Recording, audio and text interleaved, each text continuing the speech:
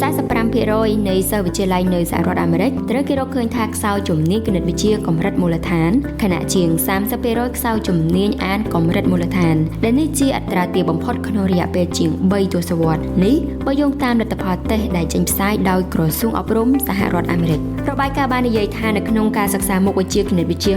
60% នៃសិស្សអាចកំណត់ចំនួនប្រជាជនដោយប្រើដង់ស៊ីតេប្រជាជននិងតំបន់ប៉ុន្តែតិចជាងពាក់កណ្ដាលអាចបំផ្លែងស្ថានភាពជីវិតពិតទៅជាកន្សោមបច្ចេកគណិតការវាយតម្លៃគណិតវិទ្យារបស់ NAEP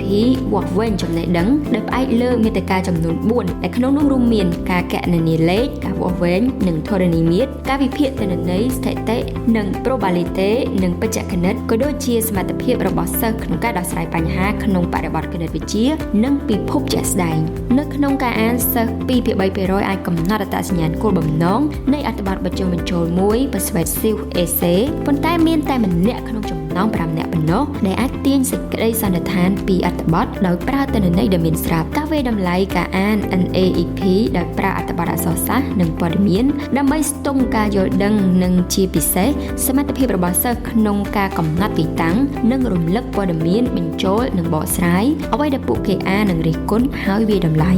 32% នៃសិស្សថ្នាក់ទី12បានអនុវត្តនៅក្រោមកម្រិតមូលដ្ឋាន NAEP ក្នុងឆ្នាំ2024ពីពិន្ទុខ្ពស់ជាង2019និង12ពិន្ទុខ្ពស់ជាងឆ្នាំ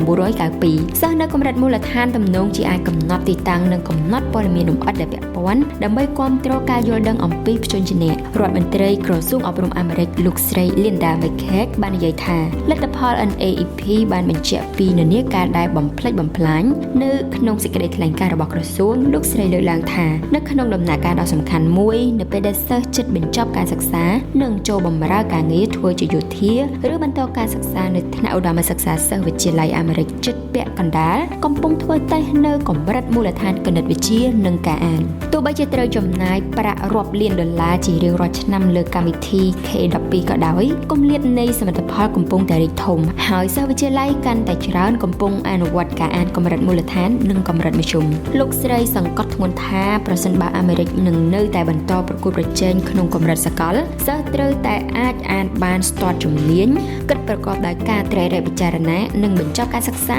ដែលមានសមត្ថភាពដើម្បីដោះស្រាយបញ្ហាស្មុគស្មាញ